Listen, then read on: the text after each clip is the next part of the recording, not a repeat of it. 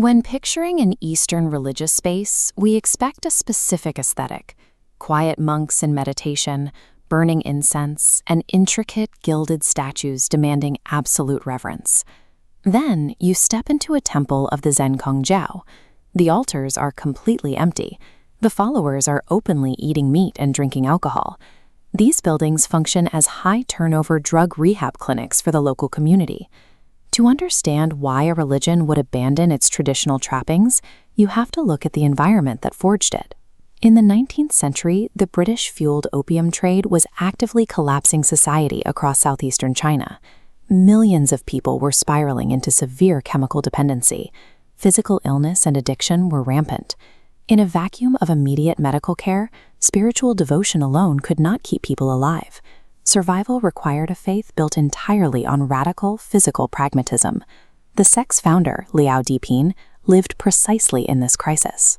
But the established religious environment around him, dominated by sects like Luojiao, demanded strict vegetarianism and complete social isolation as the only paths to spiritual purity.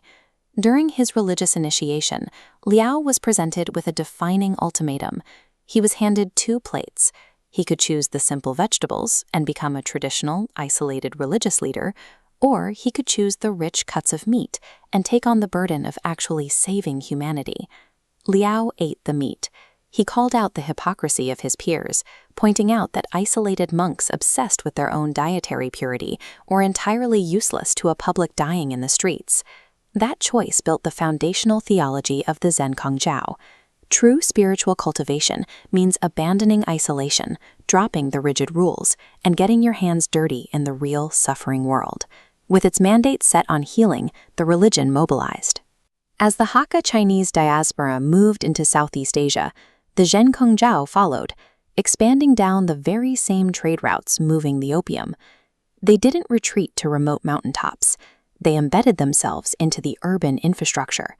They occupied the second floors of everyday commercial shophouses, bolting signs out front by the stairs that explicitly advertised addiction treatment to anyone walking by.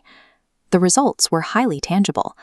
The sect effectively rehabilitated large swaths of the local population, earning them the direct, secular backing of prominent political figures like David Marshall, Singapore's first chief minister. The Zhenkongjiao gained massive traction in Southeast Asia by functioning as an accessible, walk-in neighborhood clinic. Inside those clinics, the strange theology served a highly specific purpose. The bare altars venerating emptiness were an intentional environmental design. Stripping away the chaotic, vibrant imagery of standard temples provided a sensory-deprived space to calm a drug addict's frantic mind. Their unique religious rituals were actually physical therapy. What followers called worship was an engineered system of bodily exercises and deep breathing techniques, methods directly applied to regulate a nervous system going through severe chemical withdrawal. This flowchart illustrates the psychological component of their most controversial practice, animal sacrifice. They hijacked the traditional Buddhist concept of karma to create a sense of redemption. By slaughtering livestock and feeding the meat to the community, they believed they were granting the animal a higher afterlife. In exchange, the heavy karmic guilt of the addict was wiped clean. Every supposed heresy, the empty rooms, the heavy breathing, and the meat, was a highly adapted, multidisciplinary medical treatment for severe dependency.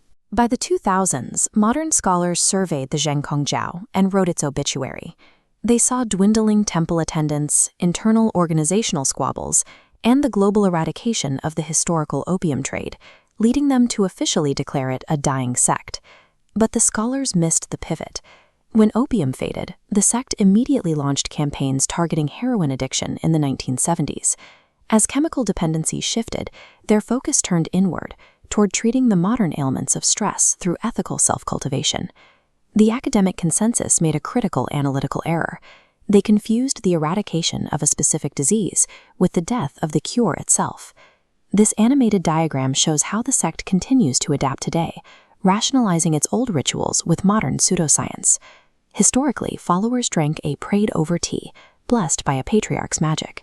Now, they explain the tea's healing properties through acoustic resonance and water memory, claiming the exact vibrations of chanted scriptures physically smooth out toxic molecules. This shift from magic to physical resonance changes who holds the power. If the tea's efficacy is a mechanical result of the ritual process rather than a master's blessing, then the healing depends on the individual's performance of the ceremony. The practitioner becomes the primary agent of their own biological detox. The Zhangkong Jiao proves that the most resilient human institutions are never bound by rigid dogmas. They survive the future by endlessly adapting their rituals to heal the immediate physical needs of the present.